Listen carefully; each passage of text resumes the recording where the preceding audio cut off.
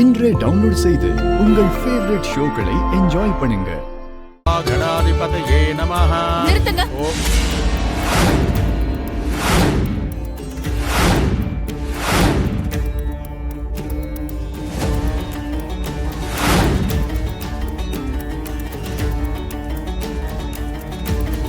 ஜானவி, பிரதட்சணம் செய்யறதுக்கு மட்டும் தான் உன்னை பயன்படுத்திக்கிட்டாங்க, அவ்வளவுதான். பெர்மனண்டா உன்னை விவேக்கு பொண்டாட்டியா இருக்க சொல்லல.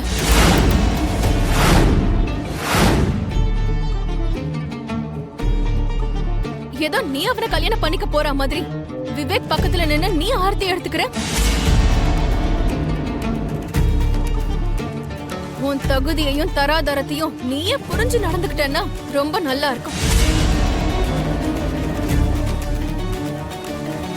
வாய்ப்பு கிடைச்சிருச்சுன்றதுக்காக எல்லாத்துலயும் உரிமை கொண்டாடணும்னு நினைக்காத. அண்டர்ஸ்டாண்ட்?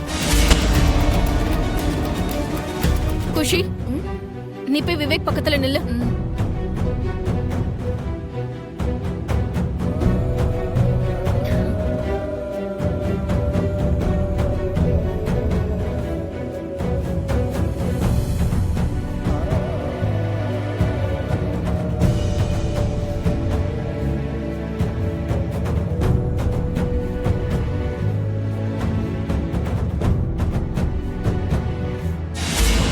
என்னம்மா நீங்க?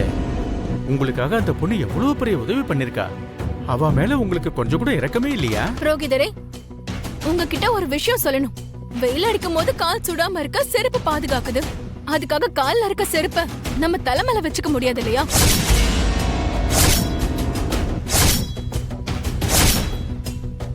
இதுவும் அதே மாதிரிதான். உதவி செஞ்சுட்டான்றதுக்காக தூக்கி வச்சுட்டு கொண்டாடணும்னு வைங்க, அப்புறம் தலைமையில ஏறி கூட நாட்டியம் ஆடிட்டு இருப்பாங்க இந்த மாதிரி ஆளுங்க.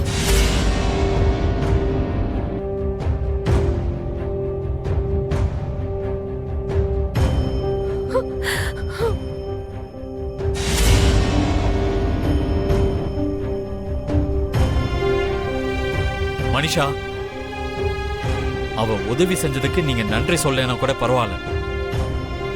அட்லீஸ்ட் நம்ம கூட இருக்கிறவங்களை காயப்படுத்த கூடாதுங்கிற இங்கிதம் கூட உனக்கு தெரியாதா? அதெல்லாம் விடு. உனக்கு எங்க எப்படி பேசணும் கூட தெரியாதா? யாரு கூட எப்படி நடந்துக்கணும்னு தெரியாதா? உன்னை பத்தி கொஞ்ச நேரம் பாசிட்டிவா பேசணும்னு நினைச்சா கூட உன்னை சுத்தி எப்பவும் நெகட்டிவிட்டி மட்டும் தான் வச்சிருக்க. சே,